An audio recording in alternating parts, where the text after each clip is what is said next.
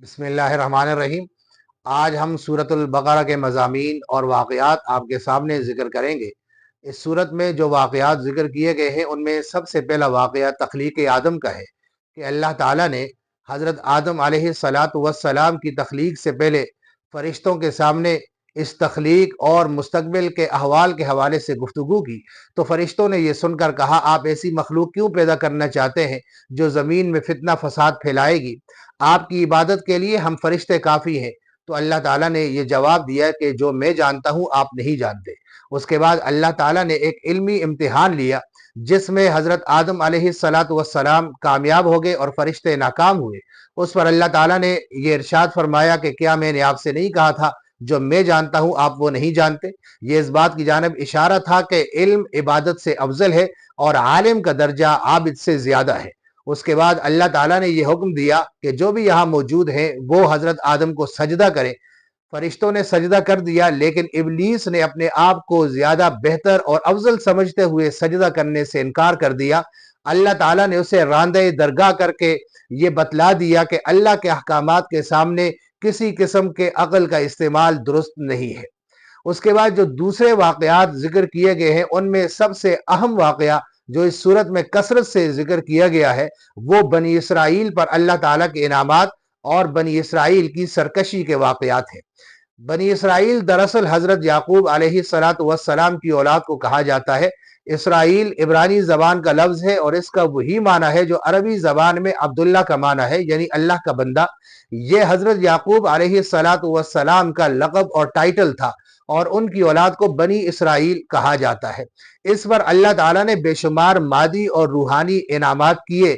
اس کا تقاضا یہ تھا کہ یہ دنیا میں سب سے زیادہ مطیع اور فرمانبردار قوم ہوتی، لیکن یہ حد درجے کے سرکش اور اللہ کے نافرمان تھے۔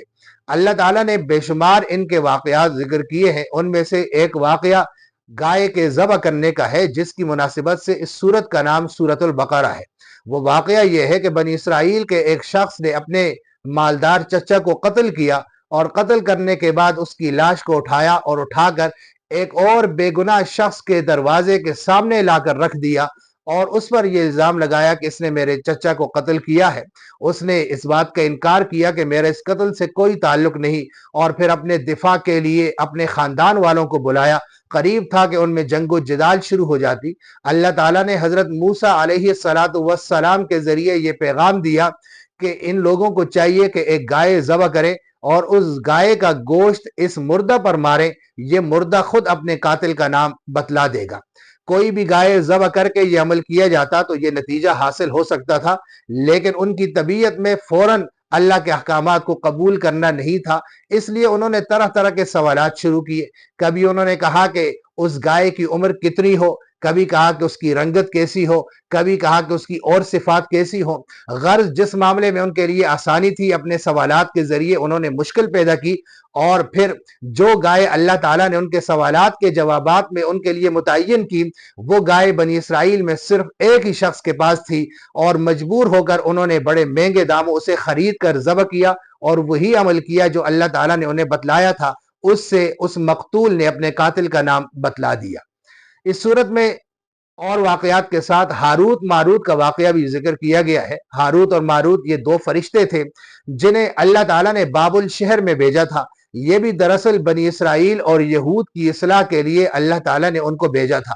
ان کا خیال یہ تھا کہ حضرت سلیمان علیہ السلام کی بادشاہت جادو کے سہارے قائم تھی۔ ان کا جادو کے بارے میں بڑا پاکیزہ نظریہ تھا کہ جادو پاکیزہ چیز ہے، مقدس چیز ہے۔ آج بھی یہودیوں کے ہاں جادو کو بہت ہی غیر معمولی اہمیت حاصل ہے۔ وہ اس کو سیکھتے ہیں اور اس کو پھیلاتے ہیں اور اس پر غیر معمولی انحصار کرتے ہیں۔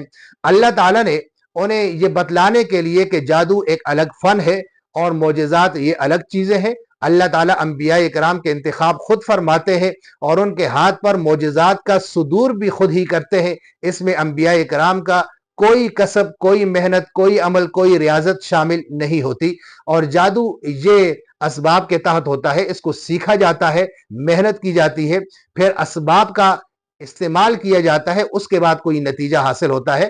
ہاروت اور ماروت آ کر انہوں نے لوگوں کو یہی سمجھایا کہ جادو الگ چیز ہے، اور انبیاء اکرام کے معجزات الگ چیز ہیں۔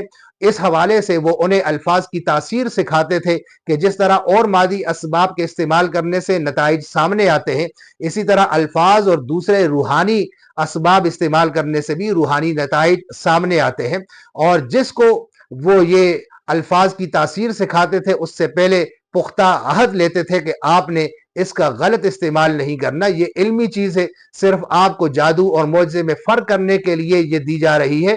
لیکن ان لوگوں نے اس جادو کو سیکھا اور سیکھنے کے بعد اس کا غلط استعمال کیا۔ ان کو تو سکھایا گیا تھا کہ الفاظ میں تاثیر ہے، لیکن عملی طور پہ انہوں نے تاثیر کا منفی کاموں کے اندر استعمال کر کے میاں بیوی میں، بہن بھائیوں میں، رشتوں میں جدائی پیدا کر دی۔